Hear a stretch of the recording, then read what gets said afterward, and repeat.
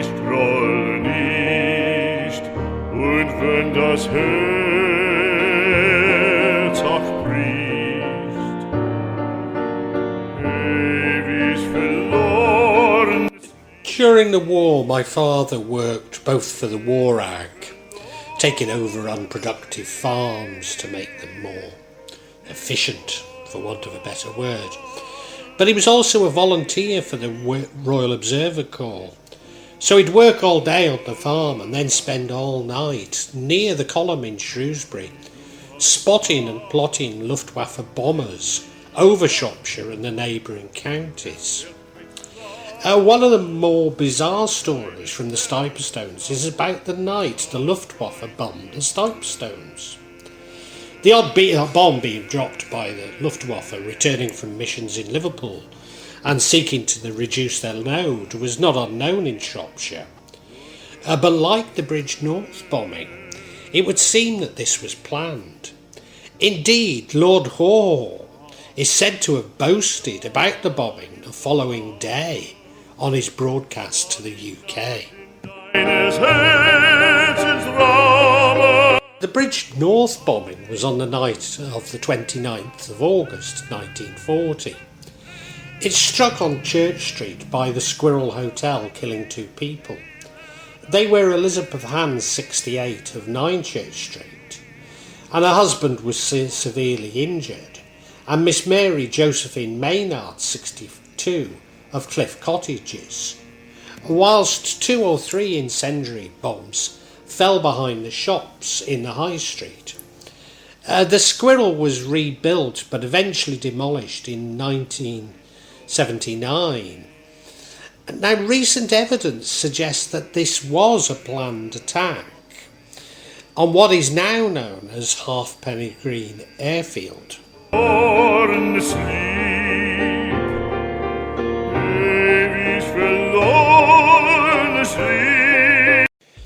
Whilst on August the 31st, 1940, 3 were killed in Shrewsbury. They were Jessie Bruxton, who lived at Armstrong Cottage, just off the Ellesmere Road, with her 2 grandchildren, Margaret Meredith, aged 6, and John Meredith, aged 4. Miraculously, her husband, William, who was downstairs having a smoke, survived. Shrewsbury was raided on the 10th of October 1940, hitting Crewe Bank. On the evening of December the 2nd, a bomb in Berwick Road, Shrewsbury, made a large crater into which a woman motorist afterwards drove a car. Fortunately, Shrewsbury also escaped targeting in the Baedeker Blitz of 1942, focused on cultural centres and those of historic significance, including Bath, Canterbury, Exeter, Norwich and York.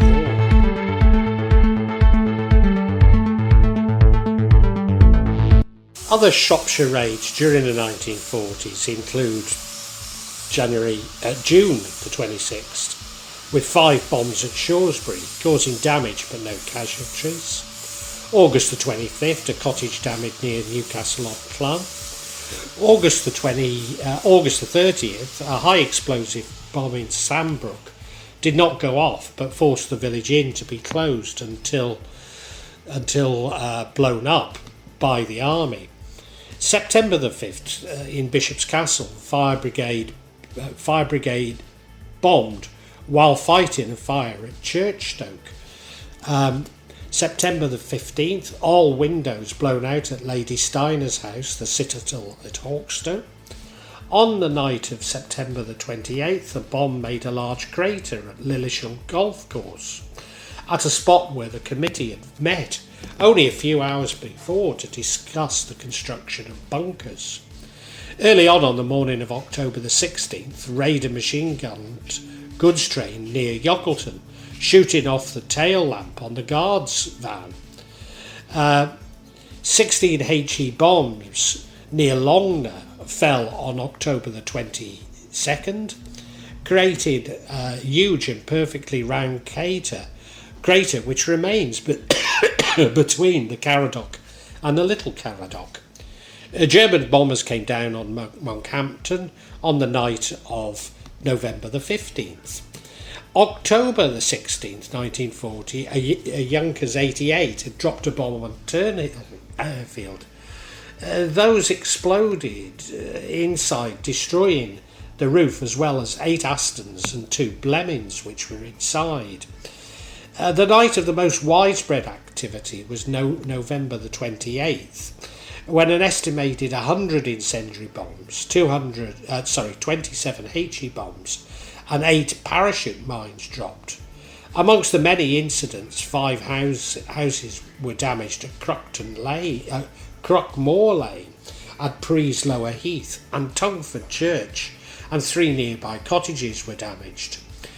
One of the instances of daylight bombing took place on October the 26th, when Alscott Sugar Beet Factory was damaged.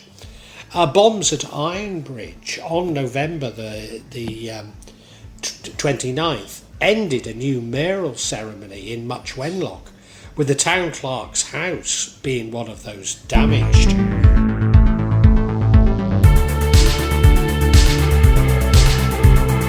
It would seem that the Romans were extracting galena from Snail Beach. Indeed, Roman pigs of lead were found nearby, and mining continued almost continuously until 1955.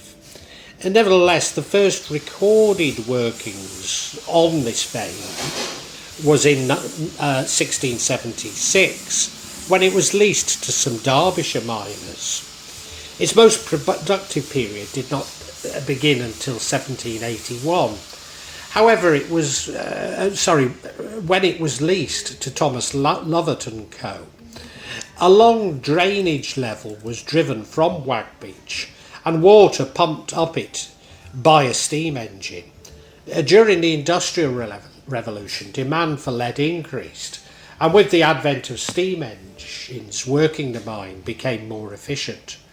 Indeed, Snail Beach became one of the most productive lead mines in the world. In the 1950s, when the mine was in full production, there were some 500 men employed in this mine, and a bit later on that included my grandfather. Although the miners mainly extracted lead ore, galena, from the mine, smaller quantities of barytes, calcitite, fluorspar, silver and zinc were also obtained. A birite or barytes is a mineral consisting of barium sulfate, BaSO4. Barytes is generally white or colourless and is the main element of barium.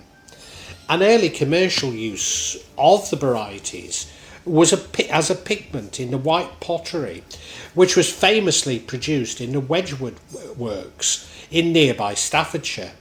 Barytes was also used in the manufacture of paint, and it was used for radiation screening, including following the 1958 Windscale nuclear accident. The barytes crushing plant was in Minsterley, which my grandfather managed after the mine had shut. A 5-mile aerial ropeway, which could cope with rough ground and gradients, transported the minerals to the crushing plant. It was designed and constructed by Ropeway Limited during 1918, and much of the construction work being done by German prisoners of war. The highly contaminated, unvegetated white tip, which was due to the barytes, was left to blow around the village and the surrounding land. As a child, the local football team played on this contaminated tip, and were hence known as the White Stars, which I believe they still are, despite the tip having been remediated.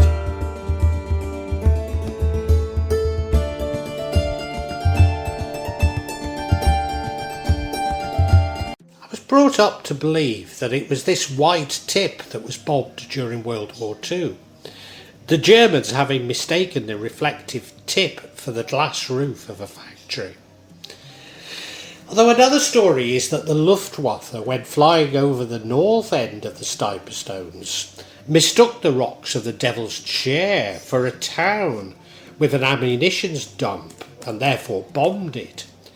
Given that an exploded bomb was found in 2008 in Ratlinghope, or Ratchup as I call it, which is on the other side of the Stiperstones, it does give some credence to the Devil's Chair story. Whereas in 2022 unexploded munitions were found in Pontesbury, which would give more credence to it being Snail Beach.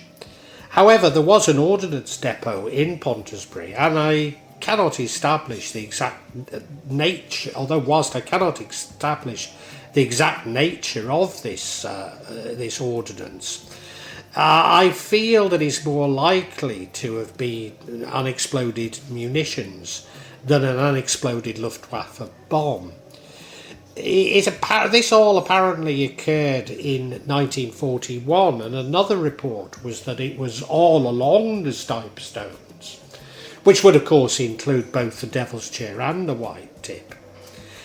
It would seem that Fens and Wixell Moss in Ellesmere, a World War II top secret starfish site, was in existence. This was a bombing decoy where basket fires were lit, and every time there was a bomber raid on Merseyside, in the hope that the Luftwaffe would bomb it and not the cities themselves. Given that Ellesmere is some distance from the Stiperstones, it's difficult to conclude that this was the reason for the Snail Beach bombing. But then again, you couldn't write it off. The more likely story is of Betchcote Hall in Picklescote. The hall was owned before World War II by a German called Max Brenner. It was rumoured that a large fish pond built just before the war was dug as a landmark for German bombers. Brenner disappeared mysteriously before the end of the war. Later in the war, on February the 15th, 1944, a Whitley bomber which crashed at Mittendingle Snail Beach killed all 5 on board. The aircraft had been towing a glider which cast off and landed safely.